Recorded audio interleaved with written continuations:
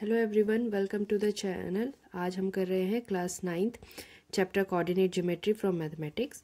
और इस चैप्टर को शुरू करने से पहले हम थोड़ा सा इसका रिवाइज कर लेते हैं। जैसे कि कोऑर्डिनेट ज्योमेट्री में एक्चुअली हम कोऑर्डिनेट्स कर रहे हैं पॉइंट्स को, ठीक है। तो पॉइंट्स को जब कोऑर्डिनेट कर रहे हैं तो क्या हमने इससे पहले इससे रिलेटेड कुछ भी देखा या पढ़ा है? तो देखा जाए तो जो नंबर लाइन हम बनाते थे बचपन में या 8th स्टैंडर्ड तक जो हम नंबर लाइंस बना रहे थे, लाइक हमने पहले 0 ले लिया, उसके जो लेफ़्ट साइड में हम उसको 1 2 3 इस तरह से नंबर्स देते थे। फिर इस तरफ दे दिया जैसे -1 -2 -3। अगर मैं तुमसे कहूँ कि -5 लोकेट करके दिखाओ तो हमें इस लाइन को आगे एक्सटेंड करना पड़ेगा, क्योंकि हमें पता है कि उसकी लोकेशन -3 से भी आगे जाती है ना। तो इस तरह से हमने -4 -5 इसे लोकेट कर लिया, ठीक है। तो ये एक हमारा नंबर लाइन है। तो अब अगर मैं ऐसा करूँ कि इसी नंबर लाइन के साथ एक वर्टिकल लाइन भी ले आऊँ और उसे अलाइन करूँ, तो सिर्फ वर्टिकल लाइन है, 0 से ही स्टार्ट होगा। इंटीजर्स तो इंटीजर्स होते हैं, जैसे 1 2 3 एंड सो ऑन। फिर -1 -2 -3 एंड सो ऑन। तो ये लाइन और ये लाइन सिंगल सिंगल पॉइंट्स में नंबर्स को कोऑर्डिनेट कर रहे हैं। जैसे -1 यहाँ है, 3 यहाँ है, इसके पास -3 यहाँ पर है, 0 यहाँ पर है। पर क्या होगा अगर हम इन दोनों पॉइंट्स को या इन दोनों लाइंस को मर्ज कर दे इन द सेंस इस तरह से मिला दे। तो ये हमारा हॉरिजॉन्टल लाइन हो गया, ये हमारा वर्टिकल लाइन हो गया। तो ऐसा करने पर जो हमें मिलता है, ये एक प्लेन मिला।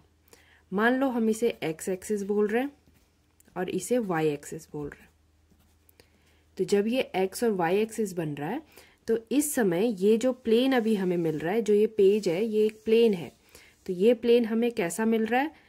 कोऑर्डिनेट ज्योमेट्री की भाषा में बोले जाए तो ये एक XY प्लेन मिल रहा है, ठीक है। और इसी पर ये चैप्टर डिपेंड कर रहा है। और सारे चैप्टर्स में जो भी हम यहाँ सीखेंगे वो इसी प्लेन के लिए सीखेंगे, जहाँ पे हमें पॉइंट्स को कोऑर्डिनेट करना होगा। सपोज लाइक मेरे पास यहाँ पे एक पॉइंट है, तो मैं इसे कोऑर्डिनेट करना चाहती हूँ, इसकी पोजीशंस को समझना चाहती हूँ, तो मैं कैसे समझ सकती हूँ? तो ये हम इस चैप्टर में इन्हीं को पढ़ेंगे। तो सबसे पहले तो सबसे बेस्ट रहेगा कि एक्सरसाइज 3.1 को पहले करें, क्योंकि उसमें कुछ normal day to day life example है, और उसके बाद हम इसका और बेसिक समझेंगे कार्टेशियन सिस्टम्स के अंडर। शुरू करते हैं एक्सरसाइज 3.1। तो 3.1 में हमें क्या दिया है? How will you describe the position of a table lamp on your study table to another person. तो सबसे पहले तो तुम्हारे पास एक टेबल है, स्टडी टेबल, जो मैंने यहाँ ड्रॉ किया है, और उस पर एक टेबल लैम्प लगा हुआ है। और तुम्हें किसी और को ये एक्सप्लेन करना है कि ये टेबल लैम्प तुम्हारे स्टडी टेबल में किस पोजीशन पे लगा हुआ है। तो उसे हम कैसे डिस्क्राइब कर सकते हैं? तो डिस्क्राइब करने के लिए लाइक सपोज कि जो भी वो आदमी है उसको पता है कि तुम्हारा टेबल कितनी लेंथ और ब्रेथ का है, तो तुम उसे बता सकते हो कि मेरा टेबल लेंथ की तरफ से दिस मच डिस्टेंस पर है और ब्रेथ की तरफ से, मान लो ये पॉइंट है, ब्रेथ की तरफ से ये डिस्टेंस है। सपोज कर लो ये 15 सेंटीमीटर दूर है और ये 20 सेंटीमीटर दूर है ना। तो अब अगर हमें अपने लैम्प की पोजीशन बतानी थी तो हम कैसे बोल सकते हैं कि 20 centimetre from the breadth side and 15 centimetre from the length side. Length वाली साइड से 15 सेंटीमीटर आगे बढ़ेंगे परपेंडिकुलरली, और ब्रेथ वाली साइड से 20 सेंटीमीटर आगे बढ़ेंगे परपेंडिकुलरली। तो जो भी पॉइंट बनेगा वो पॉइंट हमारा लैम्प का पोजीशन है, और इसी को कहते हैं कोऑर्डिनेट होना। कोऑर्डिनेट होना क्या कोऑर्डिनेट हुआ? लेंथ की तरफ से 15 सेंटीमीटर और ब्रेथ की तरफ से 20 सेंटीमीटर कोऑर्डिनेट हो गया ऑफ अ पॉइंट, ठीक है। तो ये था पहला क्वेश्चन। अब देखते हैं दूसरा क्वेश्चन। सेकंड क्वेश्चन काफी बड़ा है। अगर हम इसको एक्सप्लेन करें तो ये कह रहा है कि एक सिटी में 2 मेन रोड्स है। ओके, तो a city has 2 main roads which cross each other at the centre of the city. और सिटी के ठीक बीचों बीच ये दोनों लाइन्स ये दोनों रोड्स एक दूसरे को क्रॉस करती हैं। और these two roads are along the north south direction and east west direction। और रोड्स कैसी है, एक नॉर्थ से साउथ को जा रही है, दूसरी ईस्ट से वेस्ट को जा रही है। मतलब ये दोनों लाइन जब एक दूसरे को क्रॉस कर रही है तो 90 डिग्री पे क्रॉस कर रही है। एक अगर हम लोग एग्जाम्पल लेने की कोशिश करें तो ये कुछ ऐसा दिखेगा।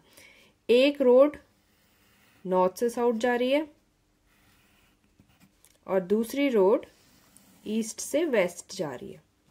ये ईस्ट हो गया, ये वेस्ट हो गया, ये नॉर्थ हो गया, ये साउथ हो गया। और कहाँ क्रॉस कर रही है, सिटी के सेंटर पे। अब all the other streets of the city run parallel to these roads and are 200 metre apart। और बाकी के जितने भी स्ट्रीट्स हैं वो इन दोनों रोड्स के पैरेलल चलती हैं 200 मीटर के दूरी पर। और there are 5 street in each direction। इसी में हमारे पास 200 मीटर्स के डिस्टेंस पे 5 स्ट्रीट्स है जो पैरेलल चल रही है दोनों रोड्स के। तो ये 3, 4, 5। मैं अगर यहाँ से पैरेलल लाइंस ड्रॉ कर दूं तो ये पहली स्ट्रीट है, दूसरी ये ईस्ट टू वेस्ट के लिए पैरेलल जा रही है, तीसरी, चौथी और पांचवी। ये 5 लाइंस हमारी ईस्ट टू वेस्ट के लिए जाने वाली स्ट्रीट्स हो गई। फिर ऐसे ही नॉर्थ टू साउथ जाने के लिए भी 5 पैरेलल है। तो हम क्या कर सकते हैं, इनको भी बढ़ा दो। 1, 2, 3,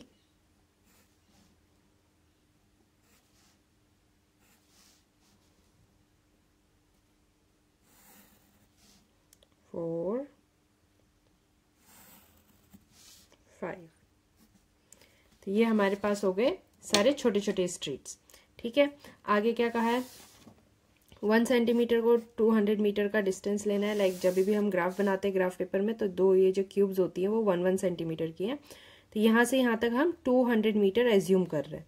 इतना कहा है, ठीक है। 5 स्ट्रीट्स हो गए। हाँ, हमने रिप्रेजेंट कर लिया, इस तरह से रिप्रेजेंट कर सकते हैं बड़ी आसानी से।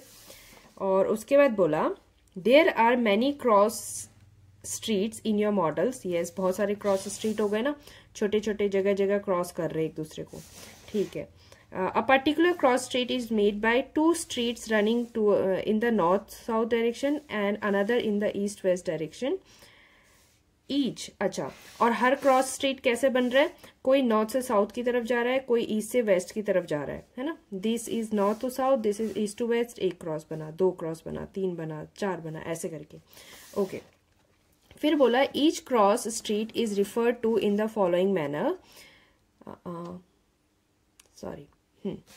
is referred to in a following manner. If second street running in the north south direction and 5th street in the east west direction meet at the crossing, then we will call this crossing street as 2,5। तो अगर north की तरफ से second street और east west वाली direction से 5th street जो parallel है टू ईस्ट टू वेस्ट, तो ये जो हमारे पास स्ट्रीट्स है इनको अगर हम लोग लिखना चाहें कि कैसे हम उसको देख रहे हैं तो हमने उसको ऐसे लिख दिया 2,5 के रूप में। ठीक है, तो इसी कन्वीनियंस के हिसाब से हमें अब क्वेश्चन में कहा है कि और कुछ स्ट्रीट्स जो हैं उनके नाम लिख के दिखाओ। लाइक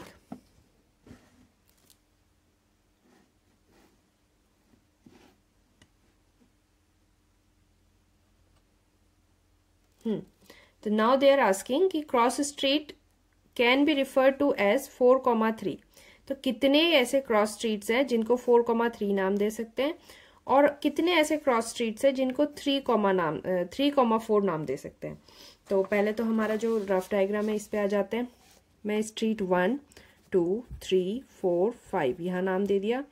1, 2, 3, 4, 5 यहाँ नाम दे दिया। तो अब उन्होंने क्या पूछा, पहले पूछा है 4,3। अच्छा, 2 किससे लिया था इसने, नॉर्थ से साउथ की तरफ जाने वाली लाइंस को लिया था, है ना, कि running in the north south direction. तो पहला वाला नॉर्थ से साउथ जाने वाला, this is north to south. और इधर में हमें पहले वाले में 2 लिया था, अभी हमको कोऑर्डिनेट करना है 4,3 को। तो हम लेंगे 4th वाला, दिस स्ट्रीट, इसकी बात कर रहा है। और फिर बात कर रहा है थर्ड होगा ईस्ट टू वेस्ट जाने वाला, first, second, third, this one, है ना। तो अब हमें ये देखना है कि इस लाइन से और इस लाइन से पास होने वाला कहाँ मीट कर रहा है, यहाँ मीट कर रहा है। ठीक है, तो ये हो गया 4,3। ऑलराइट, फिर दूसरा कंडीशन क्या है, 3,4। तो अब तो ये तो आसानी से आ जाएगा।